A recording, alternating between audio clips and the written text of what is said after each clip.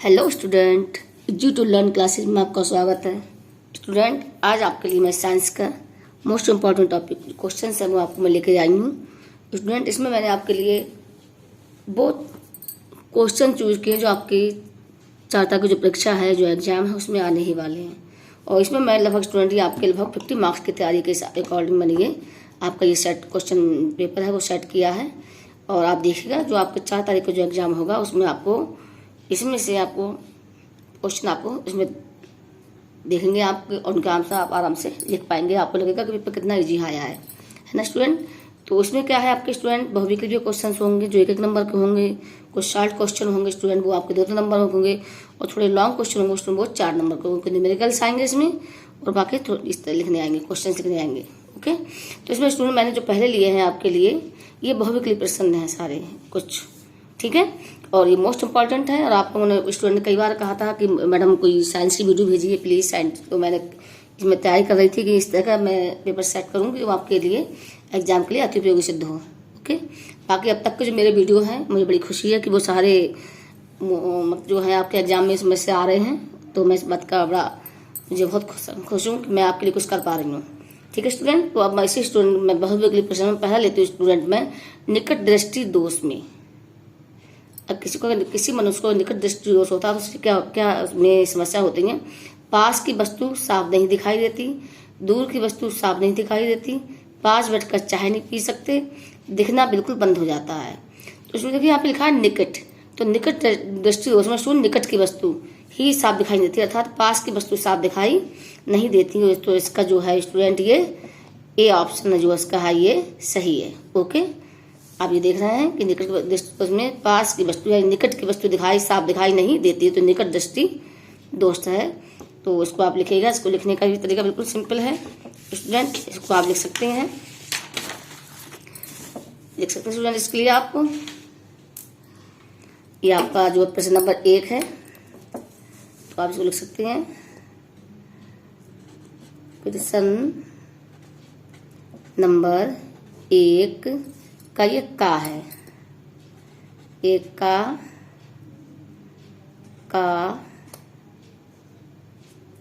उत्तर। Okay, पूरा नहीं लिखना है, ये आप पूरे इसमें चारों ऑप्शन लिखा ऐसा लिखना है, फिर आप उसमें लिख देंगे। या तो आप ये भी लिख सकते हैं सिंपल, कुछ ऐसे लिख सकते हैं, आप लिख दिया ये एक का उत्तर, तो इसमें जो आपका ए ऑप्शन सही है तो आप लिख देते हैं, इसको लिख सकते हैं इसको ए। ठीक है, एक का ये ए है। और नहीं तो इसमें आप इसको पूरा लिख सकते हैं जो कि आपका आंसर है कि पास की वस्तु स्पष्ट साफ दिखाई नहीं देती है। तो आप यहाँ लिख सकते हैं इसके आगे, चाहे आप इतना लिख देंगे तो भी आपको फुल मार्क्स मिलेगा। और नहीं तो आप लिख सकते हैं पास, या आपको ब्लू पेन से लिखना स्टूडेंट, ऐसे नहीं लिखना है तो यहाँ लिखेंगे आप इसको इस तरह से, पास की वस्तु साफ नहीं दिखाई देती है ना, तो साफ नहीं दिखाई देती। ओके, तो ये वाला ऑप्शन जो है आपका ये सही है। और इस तरह से स्टूडेंट अगर आप यहाँ लिखते हैं उसका आंसर तो यहाँ आपको 1 नंबर मिल जाएगा, ये आपके लिए पूरा 1 नंबर मिलेगा इस चीज़ के लिए। ओके, ये मोस्ट इम्पॉर्टेंट, आपको 1 नंबर मिलेगा, ये आपके लिए 1 नंबर हो गया, क्योंकि आपके जो बहुविकल्पी प्रश्न स्टूडेंट है ये आपके लिए आने वाले हैं। और ये आपका जो है मोस्ट इम्पॉर्टेंट जो है आपका ये क्वेश्चन है। ओके, तो आप समझ गए होंगे। दूसरा है डायनमो में रूपांतरण होता है, तो क्या रूपांतरण होता है, 4 ऑप्शन में भी दिए हैं A B C D। यांत्रिक ऊर्जा का उष्मा में, उष्मा का विद्युत ऊर्जा में, चुंबकीय ऊर्जा का विद्युत ऊर्जा में, यांत्रिक ऊर्जा का विद्युत ऊर्जा में। तो स्टूडेंट जो डी ऑप्शन स्टूडेंट है ये सही है, जो है जो यांत्रिक ऊर्जा का विद्युत ऊर्जा में। ठीक है, तो ये ऑप्शन सही, बाकी ऑप्शन ये तीनों गलत हैं। तो यहाँ भी वही है, ये नंबर इसका क्या है, नंबर 2 है, ये एक का ही नंबर 2 ऑप्शन है। एक का जो 1 है उसका कौन सा ऑप्शन है, ये नंबर 2। तो स्टूडेंट इसके लिए इसमें आपको ये नहीं कि आप इसको अलग से लिखेंगे। अब आपने ऊपर एक चूंकि 1 लिख दिया है ऊपर, पहले एक का उत्तर, ठीक है, तो ये स्टूडेंट हमारा होगा, ये दूसरा होगा हमारा ये खा। ठीक है, तो ये खा होगा, जो का ऊपर है तो खा का जो है आंसर खा।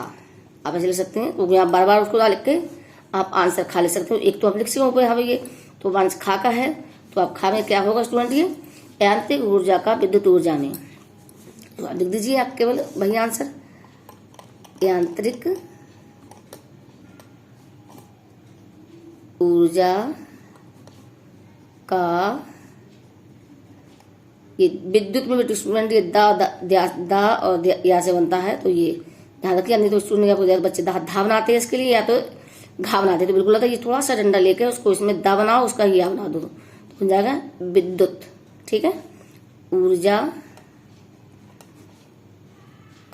में, तो ये आपका आंसर सही है। अगर ये आप आंसर स्टूडेंट लिखते हैं तो यहाँ आपको 1 नंबर पक्के मिलने वाले हैं, और ये मोस्ट इंपॉर्टेंट है, आप देखेंगे पेपर में जरूर आएगा ये भी स्टूडेंट आपका, ये मोस्ट इंपॉर्टेंट जो आपके ये क्वेश्चन है। ओके, आप समझेगा कि ऊपर लिखेंगे प्रश्न 1 का उत्तर, जो अब फिर जाएंगे का, खा, गा, जो भी है आंसर, खा, आंसर, गा, आंसर, गहा, इस तरह से आप इसको लिखते चले जाएंगे। ओके, बार बार उसको रिपीट नहीं करेंगे, तो आप समझ में आ गए उसके लिए।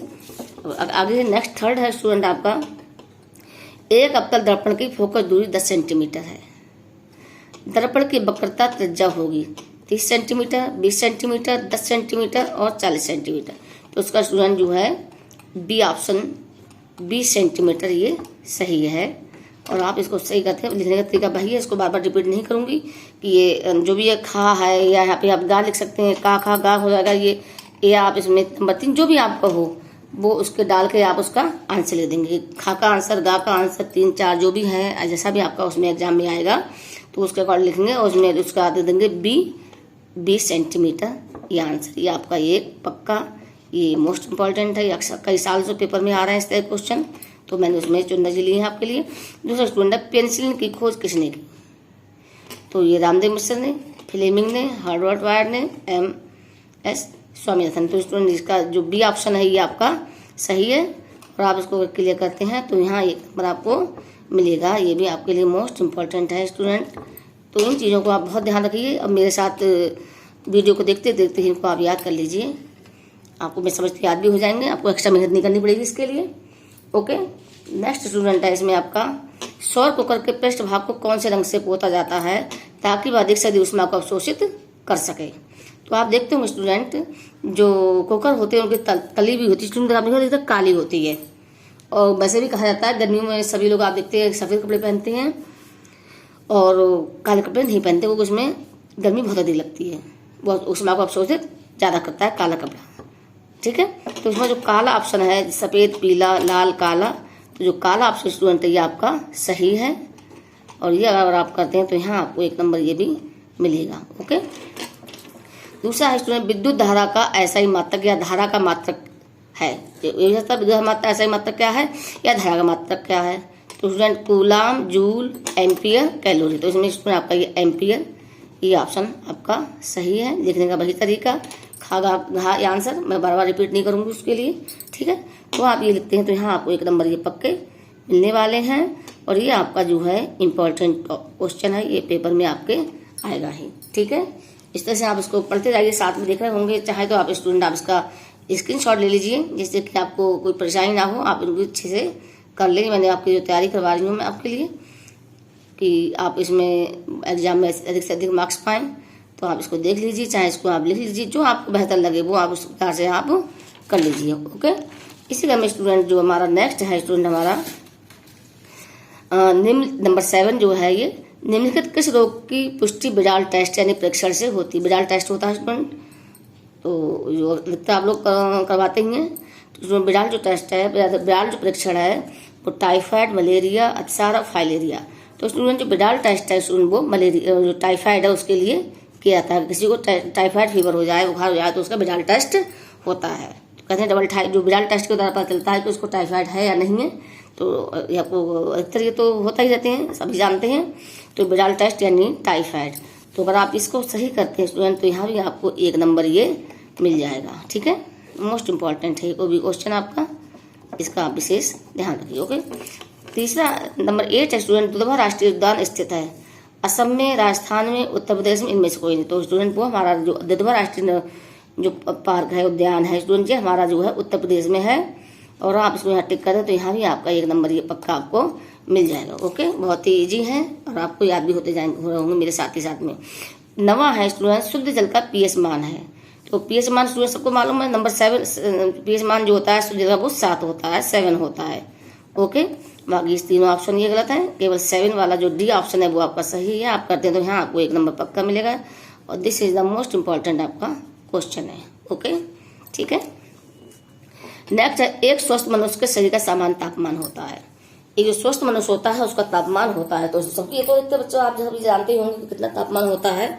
ये आपका स्टूडेंट 97 डिग्री फ़ारेनहाइट दिया, 98 डिग्री फ़ारेनहाइट, 98.4 फ़ारेनहाइट, 98.6 फ़ारेनहाइट दिया है। तो इसमें आपको 98.4 ये सभी आप जानते हैं, ये आपका जो ऑप्शन ये सही है। और स्टूडेंट आप यहाँ करते हैं तो ये आपका यहाँ पे 1 नंबर आपको ये पक्का मिल जाएगा आपके लिए। और ये भी आपके लिए मोस्ट इम्पॉर्टेंट, कई बार ये एग्जाम में आ चुके हैं सारे क्वेश्चन, मैंने आपको चुनिंदा क्वेश्चन बोले हैं जो आपके एग्जामों में आ चुके हैं। ठीक है, तो इसको आप इजीली कर लीजिए। मुझे लग रहा है कि कोई से आपको दिक्कत नहीं होगी, आप आसानी से इसको करते चले जाएंगे।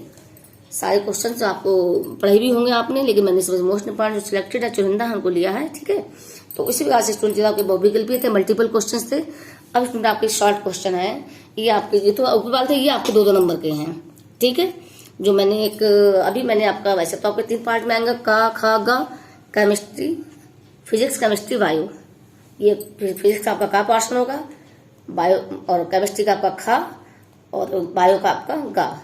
ठीक है, देखिए मैंने यहाँ को एक ही में आपको इम्पोर्टेंट सारे क्वेश्चंस मैंने आपको मिसलेनियस दे दिए हैं यहाँ पे। ठीक है, तो ये आपके सब तीनों में से लिए हैं, केमिस्ट्री, फिजिक्स, बायो में से, तो उसको आप आराम से कर लीजिए। ओके स्टूडेंट, ऐसे स्टूडेंट आपका जो है ये भी आपका मोस्ट इम्पॉर्टेंट जो क्वेश्चन जो आप देख रहे हैं, ये भी आपका जो है कैसा है, मोस्ट इम्पॉर्टेंट है। ये आप इसको ध्यान दीजिए, आप देखेंगे आपको ये 4 तारीख को आपका एग्जाम पेपर में ये दिखाई पड़ने वाला है। ठीक है, तो क्या है, धावन सोडा का रासायनिक सूत्र व अणु सूत्र लिखिए। धावन सोडा कपड़े धोने का जो सोडा होता है, धावन सोडा बोलते हैं उसे। तो धावन सोडा धोने के सोडे का जो रासायनिक सूत्र स्टूडेंट वो है सोडियम कार्बोनेट। ये ठीक है, ये क्या है स्टूडेंट, सोडियम कार्बोनेट। और उसका अणु सूत्र क्या है, Na2CO3 CNA2CO3। ठीक है, तो ये है, अगर आप ये अणु सूत्र और धावन सोडा का रासायनिक नाम लिखते हैं तो यहाँ आपको स्टूडेंट इसके क्वेश्चन के आंसर के लिए आपको ये 2 नंबर मिल जाएंगे। ठीक है, इसके बाद स्टूडेंट नंबर सेकंड क्वेश्चन है आपका ये एम्पियर की परिभाषा लिखिए। ठीक है, ये भी आपका मोस्ट इम्पॉर्टेंट है, जितने बार एग्जाम में आपका ये आया है। ठीक है, तो एम्पियर की परिभाषा लिखिए, किसी परिपथ में 1 सेकंड बराबर 1 कूलाम, यानी 1 सेकंड में 1 कूलाम आवेशित प्रवाहित होता है। यहाँ पे आप चाहे तो यहाँ पे आप में भी लिख सकते हैं या इक्वल टू लिख सकते हैं, बराबर लिख सकते हैं। 1 सेकंड में 1 कूलाम आवेश प्रवाहित होता है, जी प्रवाहित होता है। ठीक है, तो परिपथ में प्रवाहित धारा का मान बराबर 1 एम्पियर होता है। अगर आप इसमें जितनी सी 2 लाइन लिखते हैं तो यहाँ पे ये 2 नंबर आपको ये पक्के मिल जाएंगे। ये आपके मोस्ट इम्पॉर्टेंट ये भी आपका जो है क्वेश्चन है। ठीक है, इसको आप इजीली याद कर लीजिए आसानी से। थर्ड क्वेश्चन सुना, लिंग सह लग्नता से संबंधित किन्हीं 2 बीमारियों के नाम बताइए। ठीक है, ये आपका जो क्वेश्चन है आपको याद करना है, लिंग सह लग्नता से संबंधित किन्हीं 2 बीमारियों के नाम। तो स्टूडेंट पहला है आपका ये होमोफीलिया और दूसरा स्टूडेंट है आपका ये बलदानता। तो ये आपके दोनों याद कर लीजिए, 2 याद बस करने हैं आपको, यहाँ 2 नंबर आपके ये पक्के। ठीक है ना, कितना सिंपल कि नंबर बिल्कुल आराम से मिल रहे हैं और आप तैयारी कर लेते हो तो आपको लगेगा कि क्वेश्चन में पेपर में कुछ था ही नहीं, बहुत सिंपल था। तो उसी प्रकार से मैंने ये आपकी तैयारी करवा रही हूँ। तो ये भी आपका जो है मोस्ट इम्पॉर्टेंट है स्टूडेंट, आप इसको याद कर लीजिए। ठीक है, अभी आपके 3-4 दिन लगभग हैं और आपको उसको 3 दिन तो मान लीजिए, 4 दिन तो आपका एग्जाम हो जाएगा, तो आप इसको आराम से कर लेंगे। क्वेश्चन नंबर 4 स्टूडेंट है आपके लिए, कॉपर के 2 प्रमुख अयस्कों के नाम लिखिए। ठीक है, कॉपर के 2 प्रमुख अयस्कों के नाम लिखिए। तो नंबर 1 इसका ऑक्साइड अयस्क है, क्यूप्राइट Cu2O। और दूसरा नंबर है सल्फाइड अयस्क, ये कॉपर ग्लांस बोलते हैं, Cu2S। देखिए ऑक्साइड के यहाँ पे O होगा और सल्फाइड के यहाँ पे देखिए लास्ट में S for sulphide, O for oxide. ठीक है, तो ये दोनों आपके जो आप लिख देते हैं अयस्कों का नाम लिख देते हैं फार्मूले सहित, तो यहाँ आपको इस बात के लिए भी स्टूडेंट आपको ये 2 नंबर मिल जाएंगे ये पक्के। ये भी आपका जो है मोस्ट इम्पॉर्टेंट आपका ये क्वेश्चन का आंसर क्वेश्चन। ठीक है, तो इस तरह से आप आराम से इसको करते रहिए, मेरे साथ में याद करते रहिए। मैं वादा करती हूँ आपको, मैं पूरी तैयारी करवा दूंगी इस तरह से मैं, और मैं डेली वीडियो डालूंगी आपके लिए। ठीक है, इसके आप पढ़िए इसके लिए। इसी प्रकार से स्टूडेंट आपका जो नंबर मैंने 5 लिया है स्टूडेंट वो, हमारे आमाशय में अम्ल की क्या भूमिका है। जो आप जानते हैं कि भोजन पचाने, जो हमारा भोजन पचता है वो अम्ल की सहायता से पचता है। इतने तेज हमारे आमाशय में जो अम्ल बनते हैं कि अगर उसमें उंगली डाल दी जाए तो वो जल जाएगी। तो इस प्रकार से जो ये क्वेश्चन आपका आया है, मोस्ट इम्पोर्टेंट है ये आपका ये, ठीक है। और ये आपके सब 2 नंबर के बता रही हूँ आपके लिए। हमारे आमाशय में अम्ल की क्या भूमिका है, स्पष्ट कीजिए। इसका आंसर है हमारे आमाशय में उपस्थित हाइड्रोक्लोरिक अम्ल एक अम्लीय माध्यम से तैयार होता है, जो कि जो हाइड्रोक्लोरिक जो अम्ल है वो अम्लीय माध्यम से तैयार होता है, जो कि पेप्सिन एंजाइम, ध्यान रखिएगा इन चीजों को याद कर लीजिए आप लोग, जो कि आपका ये पेप्सिन एंजाइम की क्रिया में सहायक होता है। ये भोजन में उपस्थित कीटाणुओं को नष्ट करता है, ठीक है।